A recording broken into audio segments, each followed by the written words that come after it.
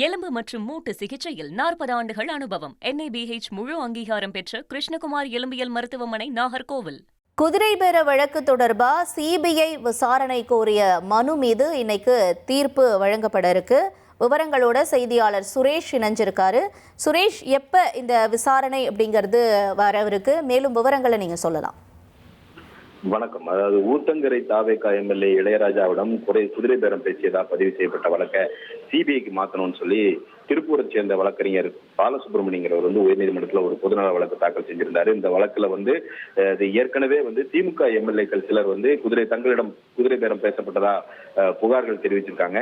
இது சம்பந்தமாகவும் சிபிஐக்கு விசாரிக்க உத்தரவிட வேண்டும் என்ற ஒரு கோரிக்கையை அந்த மனுவில் அவர் முன் வச்சிருந்தாரு. இந்த வழக்கு நேற்றைக்கு தலைமை நீதிபதி அமர்வுல விசாரிக்கப்பட்டது. அனைத்து தரப்பு வாதங்களையும் கேட்ட தலைமை நீதிபதி அமர்வு இந்த வழக்குல தீர்ப்பை தள்ளி வைத்திருந்தது.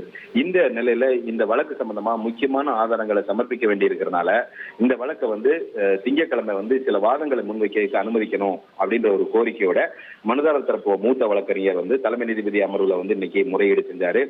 ஏற்கனவே தீர்ப்பு வழங்கப்பட்டிருக்கக்கூடிய இந்த தீர்ப்பு தள்ளி வைக்கப்பட்டிருக்கக்கூடிய இந்த வழக்குல மறுபடியும் மீது வாதங்கள் வைக்க அனுமதிக்க முடியாதுன்னு சொன்ன தலைமை நீதிபதி அமர்வு நேற்று சில அலுவல் காரணமா இந்த வழக்குல தீர்ப்பளிக்க முடியல. இன்றைக்கு இந்த வழக்குல உத்தரவு பிறப்பிக்கப்படும் என்று தெரிவித்த நீதிபதிகள் மனுதாரருடைய கோரிக்கையை நிராகரிச்சிட்டாங்க. எலும்பு மற்றும் மூட்டு சிகிச்சையில் 40 ஆண்டுகள் அனுபவம். NABH முழு அங்கீகாரம் பெற்ற கிருஷ்ணகுமார் எலும்பியல் மருத்துவமனை, நாகர்கோவில்.